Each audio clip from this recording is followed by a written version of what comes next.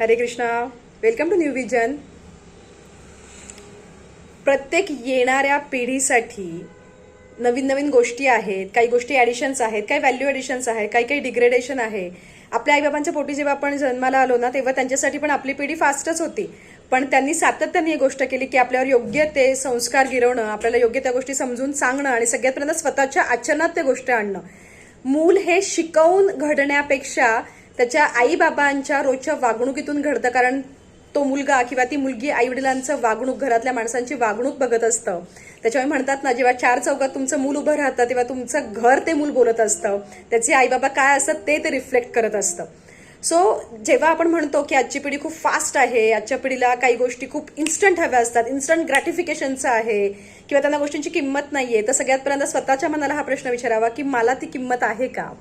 आणि आपल्या आईबाबांनी जे केलं ते आपणही करण्याची गरज आहे की संस्कार, मुलांच्या मनावर संस्कार हे रुजवलेच गेले पाहिजे. आणि एक पालक म्हणून आपलं ते सगळ्यात पहिलं कर्तव्य आहे.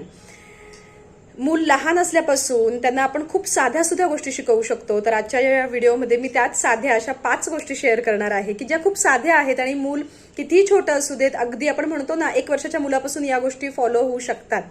पहिली गोष्ट, जेव्हा मूल झोपेतून उठतंय तेव्हा सगळ्यात पहिल्यांदा आपल्या मनावर भगवंतांचं नाव, आपल्या मुखात भगवंतांचं नाव हे आलंच पाहिजे. त्याच्यामुळे दिवसाची सुरुवात ही एकमेकांना हरे कृष्णा म्हणून करा. तुम्ही ज्या कुठल्या देवताला मानत आहात त्याचं नाव मुखी घ्या आणि एकमेकांना तसं ग्रीट करा. ओके. आपण म्हणतो गुड मॉर्निंग. अरे गुड मॉर्निंग जर तू भगवंतांचं नाव घेतोस तर ती गुडच होणार आहे. सो से हरे Krishna and start your day. That is the first thing. Second, तुमचं मूल जर शाळेत जात आहे किंवा त्याची आंघोळ वगैरे झाली तर सगळ्यात पहिल्यांदा मुलांच्या कपाळी एक चंदनाचा टिक्का लावायचा. इथे आपलं आज्ञाचक्र असतं आणि त्या ठिकाणी आपण चंदनाचा टिक्का लावून जर दिवसाची सुरुवात केली तर आपली ऊर्जा खूप पवित्र राहते. आणि मुलांना जेव्हा ही लहानपणापासून सवय लागते ना, तेव्हा स्वतःहून मुलं येऊन नंतर सांगतात की आई मला चंदनाचा टिक्का लावायचा आहे. हे मी स्व अनुभवाने शेअर करते. तिसरी गोष्ट, मूल जेव्हा जेवायला बसतं तेव्हा सगळ्यात पहिल्यांदा त्याला शिकवा की भगवंतांची कृपा आहे म्हणून आपल्याला हे आज अन्न मिळत आहे.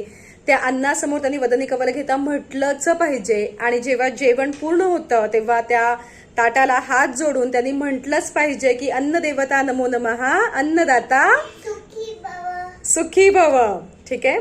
चौथी गोष्ट, संध्याकाळच्या वेळी जेव्हा आपण दिवा लावतो तेव्हा मुलांना बाजूला उभं करा, मुलांना शुभम करोती म्हणायला सांगा आणि तुम्ही स्वतः ते करा. आणि सगळ्यात शेवटची आणि साधी 5वी गोष्ट, जेव्हा दिवस पूर्ण होतो, आपण बेडवर झोपायला जातो तेव्हा दिवसभरात घडलेल्या सगळ्या गोष्टी ह्या भगवंतांच्या कृपेने घडलेल्या आहेत. त्याच्यामुळे सगळं काही श्रीकृष्णार्पणमस्तु हे त्यांना म्हणायला शिकवा. सुरुवातीला त्यांना कळणार नाही, पण हळूहळू तेच तुम्हाला सांगतील की आई आज श्रीकृष्णार्पणमस्तु म्हणायचं राहिलं, बाबा अरे श्रीकृष्णार्पणमस्तु कर. या इतक्या साध्या आणि सोप्या गोष्टी आहेत, पण जर या लहानपणापासून मुलांच्या मनावर आपण गिरवल्या तर त्यांनाही अध्यात्मामध्ये एक गोडी निर्माण होते. आणि हे संस्कार देणं करणं हे आपलं काम आहे. त्याच्यामुळे सगळ्यात पहिल्यांदा हे स्वतःच्या आचरणात आणा. मला हाय, हॅलो, गुड मॉर्निंग या गोष्टीबद्दल बोलायचं नाहीये, पण जर ह्या छोट्या छोट्या गोष्टी ह्या सुंदर शब्दांनी, पवित्र शब्दांनी आपण रिप्लेस केल्या तर तुम्ही स्वतः बघा एक वेगळाच वाईब निर्माण होतो. तुमच्या मते अजून अशा कुठल्या साध्या सोप्या गोष्टी आहेत ज्या आपण मुलांना शिकवू शकतो हे मला व्हिडिओमध्ये नक्की कळवा, खाली कमेंट्समध्ये सांगा.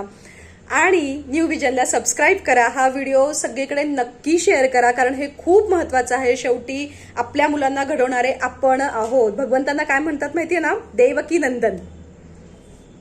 हरे कृष्णा. तुमचा दिवस शुभ जाओ. हरी बोल.